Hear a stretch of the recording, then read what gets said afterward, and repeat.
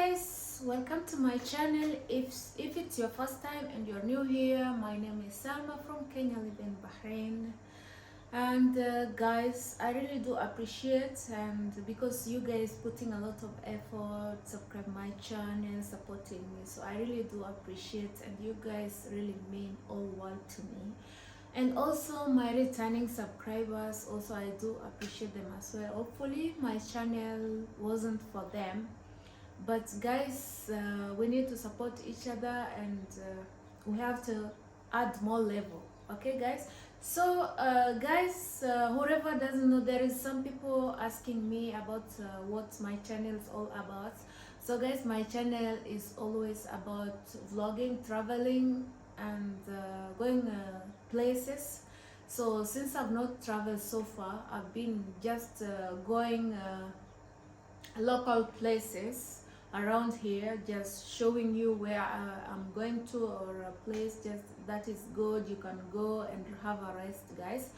So since I've been doing that, and for today is something else. I'm gonna introduce myself to you guys, like you have been wondering who I am, what kind of person I am. Yeah, I am who I am, and by grace of God, I am this way. So guys, first of all, I will talk about my life and how I grew up, and with my parents. So since I was young, I grew up with my parents, both my parents and my siblings as well. So in 2004, actually my family, we that time we were rich, everything, we can afford everything, and also supporting neighbors and orphanages, we used to do so. And since my dad was a businessman and a farmer, and same as my mom was also a businesswoman and a farmer as well, so we used to produce a lot, like we have a lot of maize, everything, too many things we used to have. So all those plus my parents' business, so they used to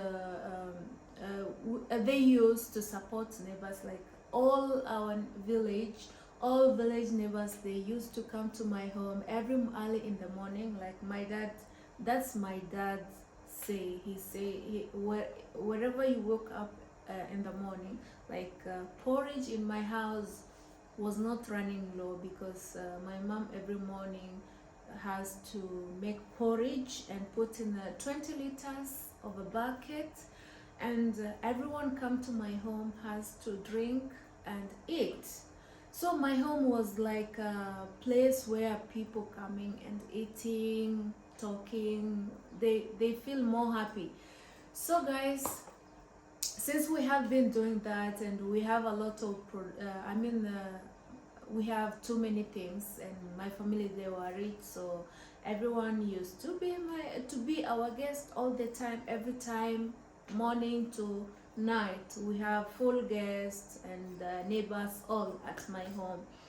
So all of a sudden my dad becomes sick, and his sickness has gone so far, like he tried treatment, a lot of treatment, and my dad used to love me a lot, you know, like even if he was sick, and I'm still young, you know, but I know a lot.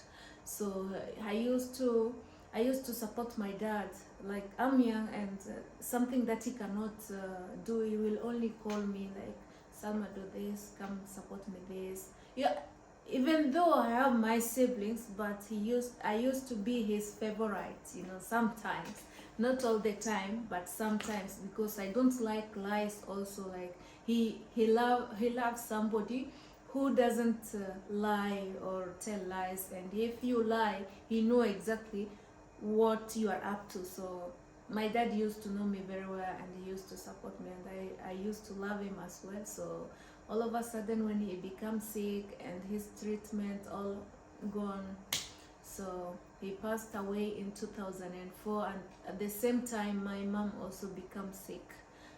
My dad died and my mom becomes sick. My mom cannot even, I was thinking my mom also leaving us, but by the grace of God, my mom recover and buried his husband, and she picked it up from there. But you know, from the beginning, you have to know how to manage life, how you gonna support your children, what, you know, all these kind of things. And we are studying at the same time, like, you know, my mom has to manage everything. So it's gone, it's continue going. Then in 2017, 2007, I was like 10 years old, I think. And my mom become ill, that he cannot do anything, he cannot nothing he can do. So all of a sudden my mom has been admitted to the hospital, and at the same time I'm doing my examination. So there was no one to stay with her in the hospital, so I stay with my mom in the hospital for 2 weeks. First week, you know, exactly, we have exams and I cannot sit for my exams, and my mom also in the hospital. I have to be with her, even though I'm young. But that time I learned everything. I learned small thing around me. So that time I stay with my mom in first hospital. We spent 1 week. My mom has no changes, and again they have to transfer her to another hospital. So when they transfer my mom to another hospital, then I was like, oh my god, you know, when you're young and you're staying in the hospital and you don't know anything, so you feel like you're suffocated, you know. So again we have to go to another hospital for my mom's surgery. Actually my mom got meningitis, and meningitis, I didn't know about that. It's like meningitis, when you have it, is a water on your brain, so it's make you like, sometimes it's making you like someone who has leprosy, you know, it's coming something like someone has leprosy. So in the other hospital we stay for 3 days. Again those people, the doctors has to transfer us to another hospital, because they are talking about surgery and they planned everything, and everything just go down, and they have to transfer my mom again to another hospital. So I was just still thinking, again, from hospital, first hospital, second hospital, and the third one. So I went with my mom to the third hospital, and the next day was supposed to be her surgery. So my mom did not do surgery every day. Doctors say we have to wait for another doctor to come tomorrow to make her surgery. Today, tomorrow, the day after tomorrow. So last day, like the third day, very early in the morning, my mom woke me up and told me, Salma, I want you to go back home and bring a card for me. Then I say, Mom, home is very far, and if I go, I will not come back. And imagine, I'm with her in the hospital. So I'm telling her like that. Then she's forcing me to go. Then I say, no, I don't want to go. Then you know what happened? After I just left her in, and I go sit outside for a fresh air, because I don't want to go home. If I go, my man telling me, if I go, I will not come back. So that time, I stay from that's 10 o'clock in the morning. I stay outside until lunchtime, giving food in the hospital. And I take food for my mama and give my mama food. After giving my mama food, she ate, and I go back again 2 o'clock. I stay outside. So when I was outside, I'm thinking, how I go home? If I go home now, I will not come back, of course. So I stay until 3 o'clock. 3 o'clock, I come inside the ward. And when I come inside the ward, I was having some money with me. It's a coin, but actually that time the coin was a lot. You know, even if you have it small, it can do something big, yeah. So my mom told me, I want porridge. Then I say, oh, Mom, you want porridge? Okay, I will go buy it. There is canteen outside the gate. So I went to the canteen and bought my mom porridge, whatever she wanted, okay. So when I brought this porridge, my mama finished it, and dinner time is 6 p.m. in the evening. So when it's 6 p.m., my mama, I asked mama what you want to have for dinner, because in the hospital they are giving different food. What you like, have ugali and cabbage, or beans and rice. So for myself, I choose beans and rice, and my mama choose vegetable and cabbage and ugali. So after finish eating, then mama, I asked mom, you finished? Say yes. Are you full? She says she's okay.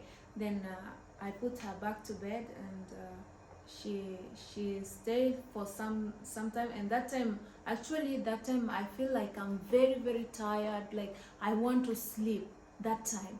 Then I say to myself, I will be lying down a bit and I sleep at least, So I was thinking my mom, she's just fine, everything, like that time I feel a very deep sleep, and my mama fell asleep. Then after, for me, I gone blackout sleep. Then in my dream, I don't know whether it was a dream or whatsoever. I'm sleeping, but someone talking in my dream. So I'm just wondering, who is this person? What's happening? And when you have a deep sleep, even someone calling you, you will only hear it like a dream, So someone talking. So I just opened my eyes, even though I'm in a deep sleep. Then I suddenly woke up. When I woke up, I saw my mama. She's talking alone. Then I asked, Mom, what are you saying? She's saying nothing. And she's talking, continuously talking. When I ask her, Mama, what are you saying? She's saying nothing. Then again, I go back to sleep. When I go back to sleep again, my mama start talking. When she was talking things, then 11 p.m., my mama talk. Then after, she's praying. This kind of prayer, you will pray, then again start from the beginning. Prayer, then start again from the beginning. That kind of prayer my mama was praying. Then when she say amen, then after she start breathing. Then first breathe. I asked, Mama, what happened? What's wrong? I don't know anything, imagine. Mama, what's wrong? Then she's saying nothing. Then second breath. Then third breath. Bas, kalas. Then I'm checking, I don't know anything. I'm very young, only 10 years old, and all this happening. Then after, I check my mama. I close her eyes because she was seeing me. I close the eyes, very smoothly closing. Then taking the heart, she's not breathing. Mama. Then people who are in the ward, then they come to me, and the doctor has to come. Then checking my mama. Then doctor telling me that don't worry. I know exactly my mama, she's gone, and doctor's telling me relax. Then they took me to a private room. When they took me there, so the door was a little bit open. I'm just checking like this, what they are doing.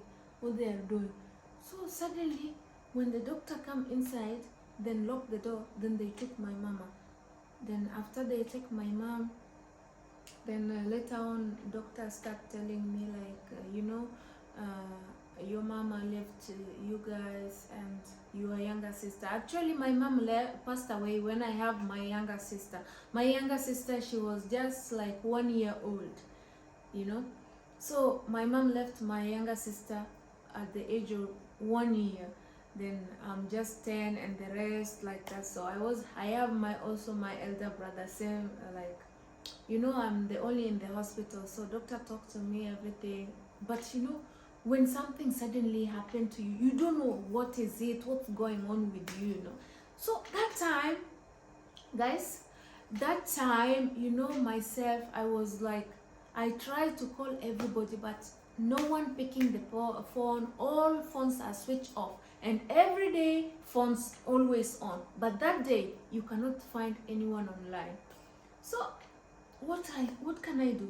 So I did not even also have money, because the money I was having I spent already for my mom. So my mom knew exactly she's gonna leave us. That's why she was sending me away, to go away from her. But then something telling me don't go. So whatever told me don't go, it was a good thing. I saw my mom. My mom passed away on my hands. So, and that time, when things happening, you don't know what you're gonna do or anything that's gonna happen to you. So that time, after everyone has arranged some money for me to travel to my home. So when I travel, in order to inform everyone that my mom left us, so very early in the morning, around 4 a.m. in the morning, I took a bus to my home. Then after arriving to my, first of all, I arrived to the stage and walking slowly to home. That time you are confused, you don't know what's happening. So then I arrived to my mom's friend's home. I'm passing my mom friend's home first home. Then everyone looking at me, because looking at me and looking my bag, if someone coming or not. So they're asking, where is your mom? Where is your mom? Then I'm not saying anything. I'm just quiet. And my brother also was coming down. So when I'm just walking, and my brother also was at my grandmother's place, so he was coming to my mom's friend's home. So that time we bumped into each other, and he saw me carrying bag on my head. Then he's asking me, Salma, where is mama? I did not say anything. Salma, where's mama? Then he has to shake me, come and shake me. Where is mama? Then I say, mama is gone. Oh my God, my brother crying like a baby, and everyone crying. That time, that's when I become so lonely in life. Like, you lost your father, you lost your mother, you're just alone and with your siblings. And remember, you have your younger sister, just only 1 year old. And who gonna take care of her? Who gonna take care of my siblings? Who's gonna take care of us, especially us? Who's gonna pay our fee for school? Once you lost your parents, no one gonna look at you. Even neighbors we used to support them, no one never come to us to support us. Even my dad, where he was working in a government, like he was a police. He was working in the government, and his retirement salary we never got them. And all these kind of things. My mama left us. I was studying, and that time we saw so much. I went through a lot in life. My siblings, they went through a lot in life. Even though we have our grandmother, that time I was having my grandmother was supporting us, but there is a time that we couldn't even manage, because all lost. Government cannot even pay my dad's pension. They never paid us. So we start surviving, going to relatives. We have to take this, like my two sisters has to go to my mother's sister place. Other one has to go to my aunt's place. Other one, so we have to be separated like that. And my younger sister, the one I was left with, like I am the mother and she's my daughter, I left her also. Like everyone has to go their way. So we were divided. Like we were divided, separated from each other. And when I was leaving, my younger sister used to hold my clothes, she's holding my clothes. She doesn't want to leave my clothes. And now she's a grown-up lady. My God. So guys, that was a part of the story of my life, how my life began. So since when I struggled while I was studying. Imagine We were having everything, and once all our parents left us, we left with nothing. Nothing at all, nothing. Then we start suffering. Even I'm going school without shoes. I went school with bare feet, no uniform. My uniform was torn. I don't have school fee. They need to pay my school fee. I need to pay my exams. Nothing. We have to request from the cousins, from the aunt. We have nothing. Even going to school as a young lady, I'm going to school with a torn uniform. But I struggle a lot. I struggle, and Allah did it for me. So one day after completing my exams, then I joined my high school. After completing everything, then one of cousins invited me to another city. So when she invited me, she first asked me what I would love to do. Then I told her my aim is always I want to be a mechanic. You know? Then she asked me, are you sure you want to be a mechanic? I say, of course. That's what my heart wants. That's what I've been dreaming of doing, that I want to be a mechanic. Then she say, okay. So at time she called for a meeting. She insists, asking me again, Salma, what do you want to do? Choose any course. She gave me options: salon, or this one for stitching, or tailor. Yes, stitching is a tailor, or mechanic, or any other. Then I say no, I want only one, mechanic. Then she say okay. So she took me to I was studying practical study, not just writing, but I was doing everything practical. So I do my studies, completed, then I got employed. But before I got employed, I passed again another test. Oh my God, guys, it's not easy. Life is not easy. I passed through a lot. To see where I am right now, I've gone through a lot. Imagine, she took me, she was paying for my fees for my engineering. Then all of a sudden, things turned to be upside down. Instead of thumbs up, thumbs down. Like, she cannot pay my fees anymore. She starts bringing some issues, blah blah blah. Imagine, I'm just a young girl. I'm just young. I don't know anything about all these things. My mind was to achieve my goal, you know. So guys, this happened, and she abandoned me. Imagine you are abandoned at the middle of the city. You have been abandoned. You have nowhere to go. What will you do? I was again once an orphan, and then the second time was very, very big, an orphan. Very, very big. You have nobody, no one to support you. You have been studying, and you want to continue your studies. Who gonna support you for that? So then I keep on praying. Same day she told me to vacate from her house, and that time I didn't have anywhere to go. I have nobody. Just at this school, I was having a friend. She was selling soda, the soft drinks at the school. So I have the college, yeah. So I have to talk to this lady, and she was telling me, I'm also living with my sister, so how can I support you, blah blah blah, these things like that. So again, we talked to another person, and because I need rental, I need to find where I can stay. I need to rent a house. Then guys, After this, all this happened,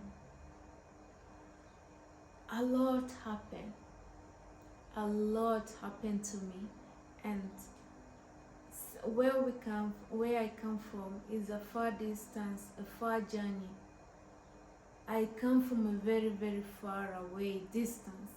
So I'm gonna continue this. Let's put it pending, and thank you guys for watching.